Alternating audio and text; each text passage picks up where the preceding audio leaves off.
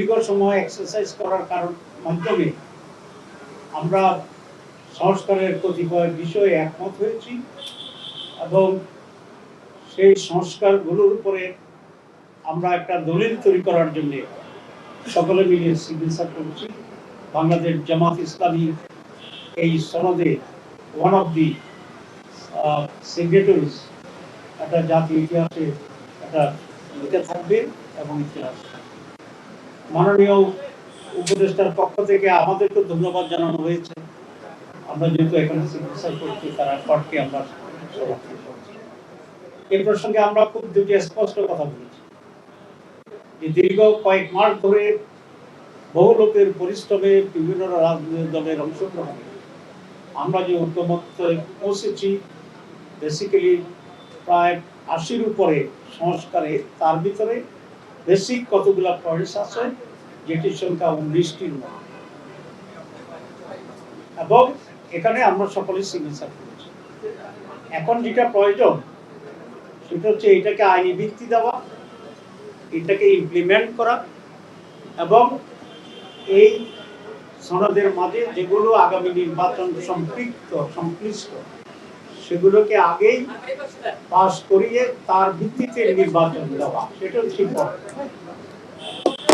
আমাদেরকে এটা বলা হচ্ছে যে এটা যে সমস্ত পয়েন্টে আপনারা একমত হয়েছেন সেগুলো নিয়ে সনদ এটা সাইন করুন। ইমপ্লিমেন্টেশনের ব্যাপারে আমরা আপনাদের সাথে একমত হয়ে সেটা আমরা করব। আমরা আজকে এটা বাস্তবায়নের জন্য ওনার দৃষ্টি আকর্ষণ করেছি। উনি আমাদের সাথে একমত হয়েছেন যে এটা বাস্তবায়ন যদি না হয় তাহলে এই পরিশ্রম তো পরিশ্রম ছাড়া কিছু নয়। সে কারণে উনি বলেছেন আমি যথাযথ উদ্যোগ নেব। আমরা সেখানে বলেছি একটি আদেশের মাধ্যমে এটাকে সাংবিধানিক মর্যাদা দিতে হবে। এটা কনস্টিটিউশন নয়, এটা হচ্ছে এক্সট্রা কনস্টিটিউশনাল অ্যারেঞ্জমেন্ট, যেটা কোন সরকার এরকম একটি পরিস্থিতি পড়লে দেওয়ার একটি রাখে। এবং উনি আমাদের সাথে একমত হয়েছেন যে একটা আদেশের মাধ্যমে এটা হবে। কারো কারো কাছে এটা কেউ বলছেন অধ্যাদেশ দেওয়ার জন্য, অধ্যাদেশ খুব দুর্বল, অধ্যাদেশে এগুলার সাংবিধানিক মর্যাদায় যাওয়ার মতো স্ট্রেংথ অধ্যাদেশে নেই।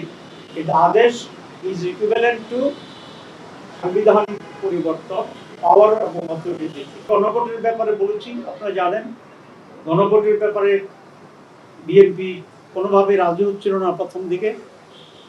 আমরা এটা জোর দিয়েছিলাম, কিন্তু শেষ পর্যন্ত বিএনপি গণভোটে রাজি হয়েছে। আমরা বিএনপিকে ধন্যবাদ জানাই।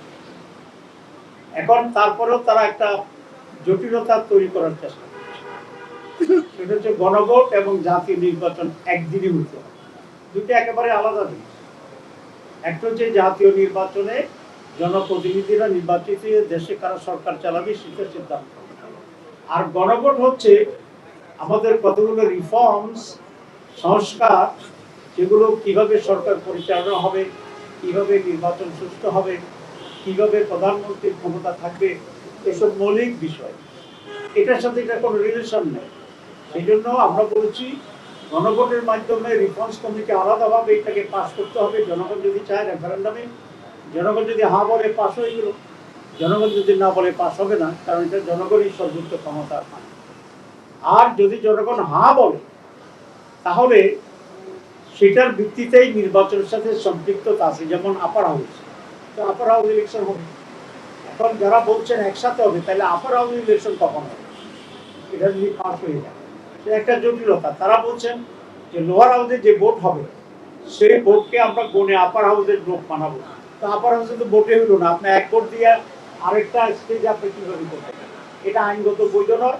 কেউ যদি এটা চ্যালেঞ্জ করে এটা বাতিল হয়ে যাবে। এটা হচ্ছে আপনার বাচ্চা হওয়ার আগেই নাম রেখে দেওয়ার অবস্থা, ছেলের নামে আপনি জানেন না, ঠিক আছে?